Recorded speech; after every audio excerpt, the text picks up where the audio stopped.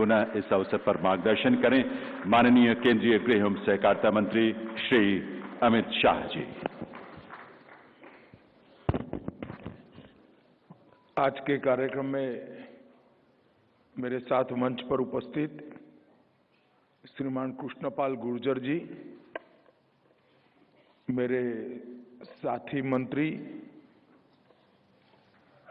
श्रीमान H.K. पाटिल जी, कानून और संसदीय कार्य एवं पर्यटन मंत्री कर्नाटक सरकार, और सालों से पाटिल साहब नैपकप का मार्गदर्शन कर रहे हैं। देश भर की अर्बन कोऑपरेटिव बैंक्स का जो संगठन है उसके भी वो धुरी रहे हैं। डॉक्टर आशीष कुमार भूटानी जी, सहकारिता सचिव भारत सरकार, श्री ज्योतिन्द्र मेहता जी, बहुत पुराने नैपकप के न केवल नेता है, नैपकप को चलाने में इनकी बहुत बड़ी भूमिका भी रही है, जिनके निमंत्रण पर आज मैं यहाँ आया हूँ। लक्ष्मीदास जी, नैपकप के अभी के अध्यक्ष, और इनके ऐसे स्वास्थ्य के बावजूद उनकी गतिविधि और उनकी एक्टिविटी और जोश देखकर लगता है ऐसा हौसला भगवान सभी को दें। श्री मिलिंद काले जी, उपाध्यक्ष नैपकप, और आज इस सहकारिता कुंभ 2025 में आए हुए देश और दुनिया के सभी सहकारी नेताओं को मेरा प्रणाम। आप सभी का स्वागत है। मित्रों, आज अर्बन सहकारी बैंक्स और क्रेडिट सोसाइटी के ये सहकारिता कुंभ का आयोजन अंतर्राष्ट्रीय सहकारिता वर्ष के उपलक्ष्य में नैपकप ने किया है। मुझे बहुत आनंद है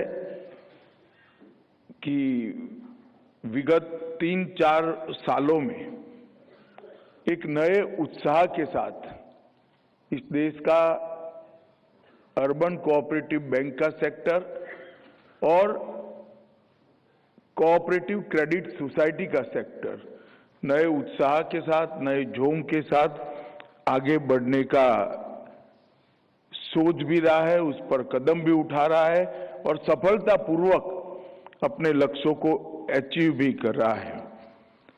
ये कुंभ 25, जहां पर पॉलिसी, टेक्नोलॉजी और इनोवेशन तीनों के विषय पर एक क्षेत्र से जुड़ी हुई कई संभावनाओं का दोहन करने के लिए 2 दिन तक विचार होने वाला है।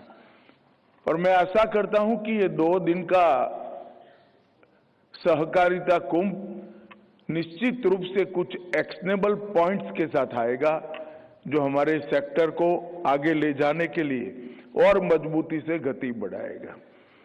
मित्रों, सबसे पहले मैं हमारे देश की 2 जानी मानी कोऑपरेटिव्स अमूल और इफ्को दोनों को हृदयपूर्वक बहुत बहुत बधाई और साधुवाद देना चाहता हूं, क्योंकि इंटरनेशनल कोऑपरेटिव अलायंस ने अमूल को विश्व का जो रैंकिंग तय होता है उसमें पहले स्थान पर समग्र विश्व में रखने का काम किया, और दूसरा स्थान भी भारत की ही कोऑपरेटिव इफ्को को मिला है। ये दिखाता है कि आज भी कोऑपरेटिव का कंसेप्ट, कोऑपरेटिव का विचार, कोऑपरेटिव संस्कृति कालबाह्य नहीं हुई। मैं तो गुजरात से आता हूं, बचपन में छोटा सा बच्चा था तब से डेयरी सेक्टर ने गांव के किसानों को और गरीबों में क्या जादुई परिवर्तन उनके जीवन स्तर में उठाने के लिए किया है, उसको देखा हूं। परंतु आज श्वेत क्रांति की वाहक अमूल बनी है और 36 लाख किसान सदस्य, 18,000 ग्रामीण समितियां और 18 जिला संघों के माध्यम से देश भर में 3 करोड़ लाख लीटर दूध रोजाना कलेक्ट करने का काम अमूल करती है और 24-25 में अमूल का टर्नओवर 90,000 करोड़ को पार कर गया है। मित्रों, ये बताता है कि 36 लाख किसाने, जिसमें 65% से ज्यादा महिलाएं हैं और ज्यादातर ग्रामीण परिवेश की महिलाएं हैं, वो इकट्ठा होकर 100 रुपये की पूंजी लगाकर 90,000 करोड़ के टर्नओवर का एक इतना बड़ा कोऑपरेटिव सफलतापूर्वक इतने सालों से चला रहे हैं।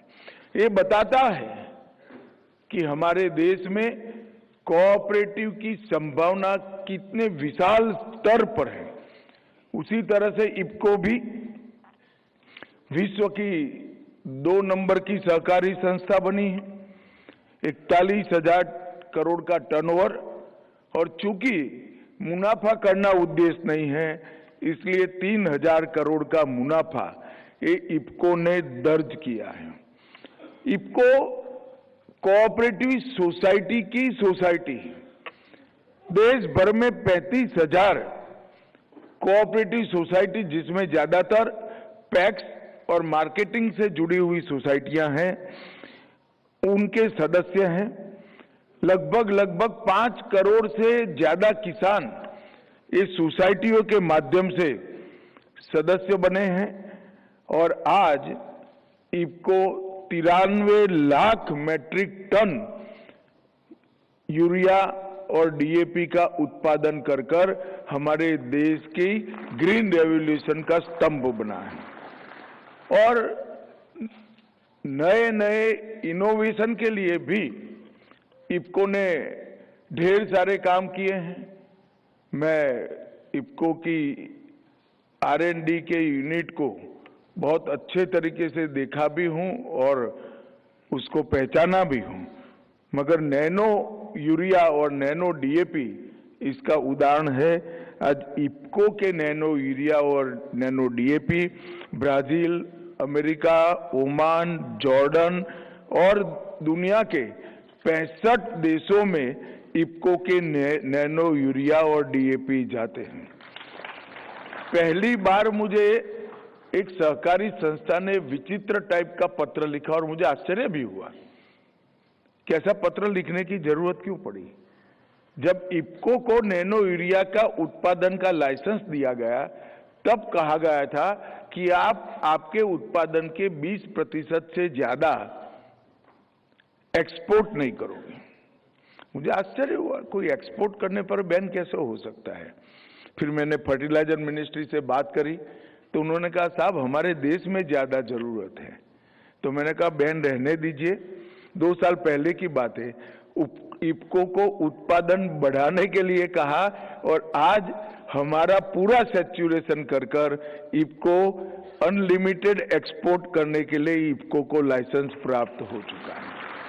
तो ये जो क्षमता है, क्षमता की वृद्धि की, इनोवेशन की, R&D कर प्रोडक्ट को और अच्छी बनाने की, अंतर्राष्ट्रीय स्तर पर ले जाने की, ये इफको ने सिद्धहस्त की है और इफको इस देश की प्रमुख कोऑपरेटिव है।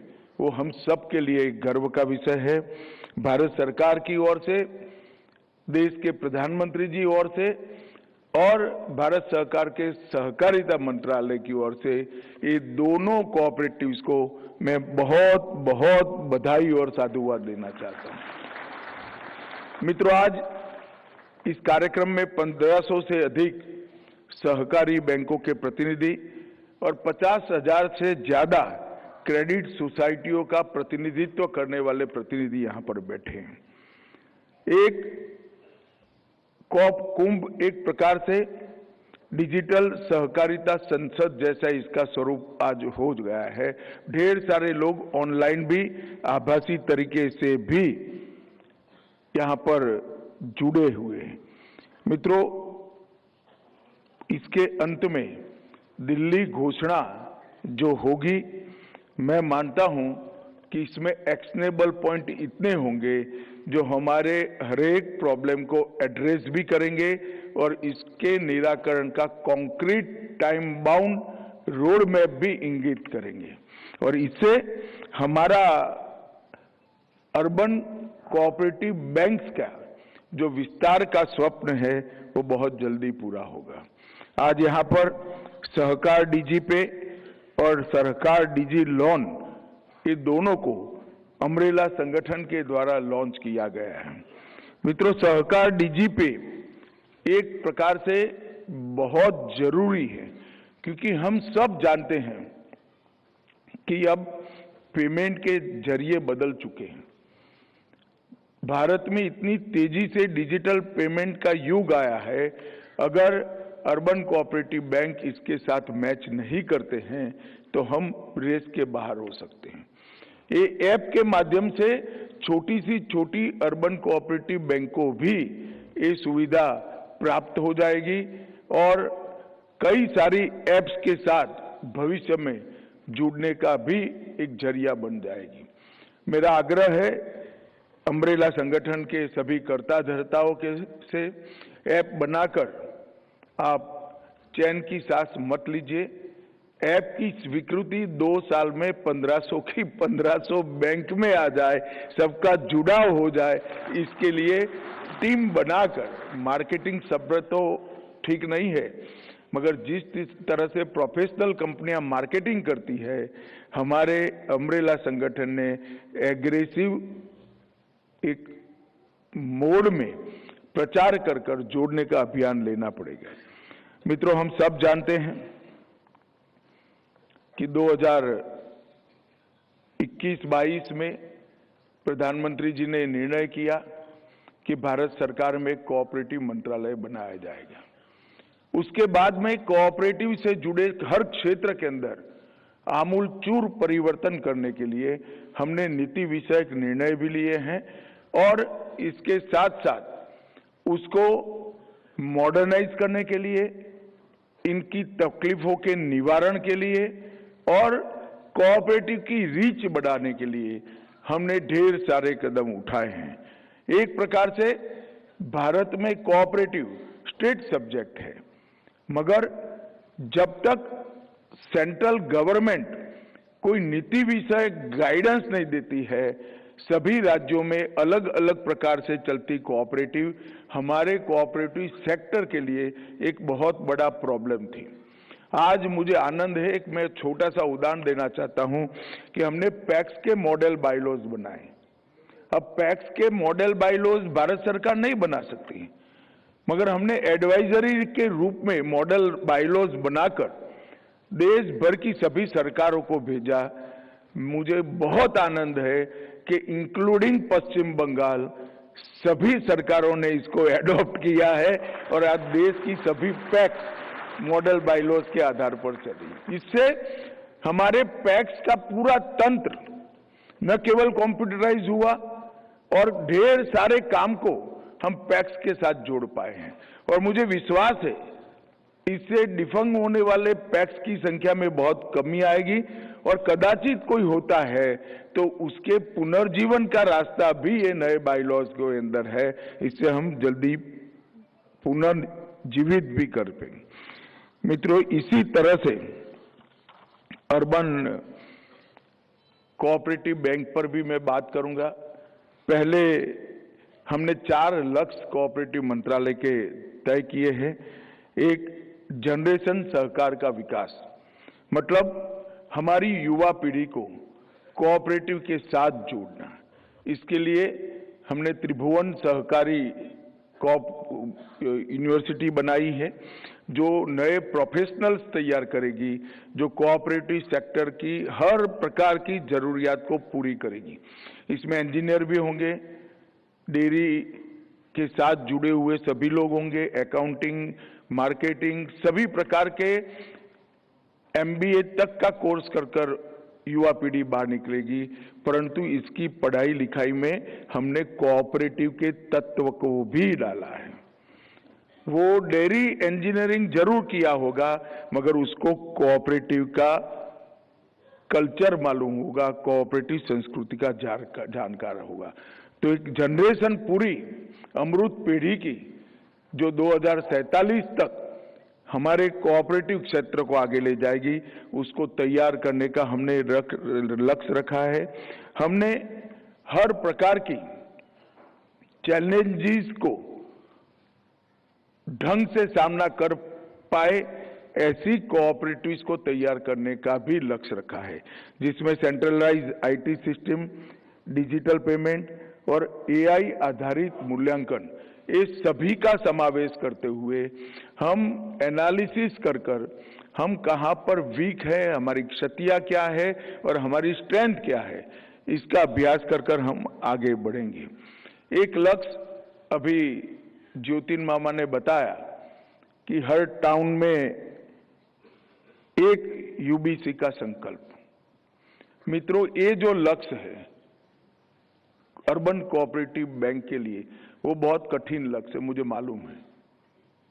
और मुझे मेरे मंत्रालय के अधिकारियों ने बहुत आगाह भी किया है कि इसकी घोषणा आप मत करिएगा, मगर मैं मानता हूं कि हम सब ने मिलकर एक काम करना चाहिए कि 2 लाख से ज्यादा आबादी वाले हर टाउन के अंदर 5 साल में एक अर्बन कोऑपरेटिव बैंक बनाने का लक्ष्य हमने रखा। और एक प्रकार से अमरेला संगठन का और नेपकप का एक काम है। धीरे धीरे अर्बन कोऑपरेटिव बैंक के रजिस्ट्रेशन के लिए, चलने के लिए जितनी भी सारी अड़चनें थी, रिजर्व बैंक के सहयोग से हम इसको एक पार कर रहे हैं। और मैं आपको विश्वास दिलाता हूं, 1-1.5 साल में बचा खुचा जो कुछ भी है वो हम जरूर पार कर लेंगे। परंतु इसके लिए एज अ कोऑपरेटिव सेक्टर हमें एक मूड बनाना पड़ेगा। नेपकप ने भी एक संगठन ये नाते अपने आप को चलाते रहना ऐसा नहीं करना चाहिए। नेपकप और अम्ब्रेला ऑर्गेनाइजेशन ने अपने गोल तय करने पड़ेंगे, लक्ष्य तय करने पड़ेंगे कि हाँ भाई, 1 साल में हम 200 अर्बन कोऑपरेटिव बैंक बनाएंगे नहीं, और 400 ब्रांचों का नया विस्तार करेंगे। फिर दूसरे साल क्या, तीसरे साल, 5 साल का एक लक्ष्य बनाना पड़ेगा। और मैं मानता हूं कि ये हो सके ऐसा काम है, हमने झील के साथ लगना पड़ेगा। अब तय तो आपको करना है। जहां तक मेरा और मेरे मंत्रालय का सवाल है, मैंने कह दिया हमें तो अब लगे बगैर चारा ही नहीं है, हम तो लगेंगे ही लगेंगे। परंतु अर्बन कोऑपरेटिव बैंक के फेडरेशन और अम्ब्रेला ऑर्गेनाइजेशन ने इसमें बड़ी भूमिका निभानी है। इसके साथ साथ हमने मल्टी सेक्टर अप्रोच के साथ अर्बन कोऑपरेटिव बैंक ने अपना कोर काम इस देश के युवा उद्यमी, जो आकांक्षी युवा है, इस देश के स्वसहाय जूथ और नीचे के तबके के लोगों के एम्पावरमेंट के लिए भी करना पड़ेगा। इसमें आरबीआई से कोई गाइडलाइन की जरूरत नहीं है। नेपकप और अम्ब्रेला ऑर्गेनाइजेशन एक मॉरल गाइडलाइन इश्यू कर सकती है, जिसके आधार पर हर अर्बन कोऑपरेटिव बैंक्स ने अपने फाइनेंस को रीडिजाइन करना चाहिए, फाइनेंस की पैटर्न को रीडिजाइन करना चाहिए। और हमारा लक्ष्य क्या है? अंततोगत्वा हमारा लक्ष्य कोऑपरेटिव को मजबूत करने के साथ साथ जो दबे कुचला तबका है उसको मजबूत करना, इसका हाथ पकड़ना, इसको उठाना है। और मैं मानता हूं टाउन की अर्बन कोऑपरेटिव बैंकों के अलावे एक काम कोई नहीं कर सकता। ये काम केवल और केवल टाउन की अर्बन कोऑपरेटिव बैंक ही कर सकती। मैं मानसा नाम के गांव से आता हूं। हमारे गांव की मानसा नागरिक कोऑपरेटिव बैंक था, है, अभी भी है, इसके चेयरमैन साहब ने एक बात, मैं किसी के साथ बैंक में गया था, बहुत छोटा था, तो उन्होंने किसी को लोन दिया, छोटा सा लोन था, उस जमाने में 15,000 रुपये का लोन भी मायने रखता था। मैं 70-80 के दशक की शुरुआत की बात करता हूं। तो वो एक पढ़े लिखे व्यक्ति बैठे थे, उन्होंने पूछा कोई गारंटी नहीं लिया और आपने 15,000 रुपया दे दिया। उन्होंने कहा कि हम आंख देखकर फाइनेंस करते हैं क्योंकि हम कोऑपरेटिव बैंक हैं। एक छोटे व्यक्ति का एम्पावरमेंट ये अर्बन कोऑपरेटिव बैंक के माध्यम से करना चाहिए, ये भी हमारा लक्ष्य होना। छोटा व्यापारी, मध्यम वर्ग, स्थानीय उद्यमी और स्वरोजगार करने वाले युवा और आकांक्षी युवा, इसको हम सपोर्ट करें और पूरी सोसाइटी को उठाने के लिए हमारा योगदान हम दे, ये हम सब के लिए बहुत जरूरी है। मित्रों, मामा ने बताया, फिर भी मैं बताता हूं, सारी सलाह देने की जगह बधाई देने का भी कुछ काम करना चाहता हूं मैं, क्योंकि हमने ये 2 साल में एनपीए की मात्रा 0.06 बच गई है, जो 2.8 थी। ये बहुत बड़ा अचीवमेंट है मित्रों। और मैं मानता हूं कि हमने ऑपरेशंस की क्वालिटी में भी सुधार करना पड़ेगा और फाइनेंशियल डिसिप्लिन में भी काफी सुधार आया है, मगर उसको आगे बढ़ाना पड़ेगा। और हमने आधुनिक आईटी प्रशिक्षण से लैस कर्मचारियों को भी बैंक का हिस्सा बनाना पड़ेगा। जब तक ये नहीं करेंगे, ये सारी आधुनिक बैंकिंग की सेवाओं से हम हमारे कस्टमर्स को फायदा नहीं पहुंचा पाएंगे।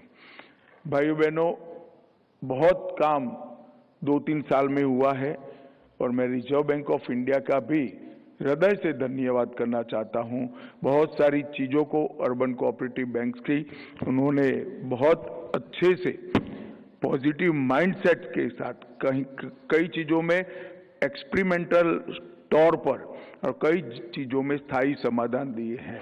हमारा अम्ब्रेला ऑर्गेनाइजेशन हो, आरबीआई की पूर्व अनुमति के बगैर निश्चित मात्रा में ब्रांच खोलने की परमिशन हो, लगभग डोर स्टेप बैंकिंग की सुविधा हो, वन टाइम सेटलमेंट की सुविधा हो, पीएसएल के लक्ष्य को 26 तक एक्सटेंड करना हो और आरबीआई में संवाद की एक एस्टैब्लिश प्रक्रिया स्थापित करनी हो और कॉमर्शियल रियल एस्टेट और हाउसिंग क्षेत्र को फाइनेंस करने की शुरुआत करनी हो, आधार सक्षम भुगतान प्रणाली को शुरू करनी हो या गोल्ड लोन की सीमा को बढ़ाना हो, हर चीज को उन्होंने बहुत अच्छे तरीके से लिया है। कुछ चीजें अभी भी आरबीआई के साथ हमारी चर्चा में है। मैं मानता हूं कि 1-1.5 साल में हमारे जितने भी अड़चने हैं, हर्डल्स हैं, इससे हम निजात पा लेंगे। परंतु एक मूड के साथ ये सहकारिता कुंभ में से जाना है कि हमने हर टाउन में एक अर्बन कोऑपरेटिव बढ़ानी है और ये तभी हो सकता है क्योंकि मैं जानता हूं कि अर्बन कोऑपरेटिव बैंक में से आधी संख्या तो एक टाउन की है, उसका दूसरे टाउन में कोई दखल नहीं है। परंतु कोऑपरेटिव के मेंबर के नाते, कोऑपरेटिव के कार्यकर्ता के नाते, एक सहकारिता क्षेत्र के कार्यकर्ता के नाते दूसरे टाउन में जाकर एक अच्छी अर्बन क्रेडिट कोऑपरेटिव सोसाइटी को बैंक में परिवर्तित करने के लिए हमें प्रयास करना चाहिए। और मैं मानता हूं ये अभियान हमारे स्ट्रक्चर को बहुत स्ट्रेंथ देगा। जितनी बैंक्स बढ़ेगी, अम्ब्रेला संगठन उतना मजबूत होगा। जितना अम्ब्रेला संगठन मजबूत होगा, बंद होने वाली बैंकों की संख्या इतनी कम हो जाएगी। तो सबसे पहले हमें हमारा स्ट्रेंथ बढ़ाना है और मेरा लक्ष्मीदास जी से आग्रह है कि आपके साथियों के साथ चर्चा कर एक वर्ष तय करिए जो हमारे एक्सपांशन का वर्ष होगा। पहले 2 साल एक्सपांशन के वर्ष की तैयारियों में लगाना चाहिए और जो आप लोग निर्णय करो, मगर तीसरा साल एक्सपांशन के वर्ष के रूप में पूरे अर्बन कोऑपरेटिव बैंक के सेक्टर और अपनी क्रेडिट सोसाइटियों ने मनाना चाहिए।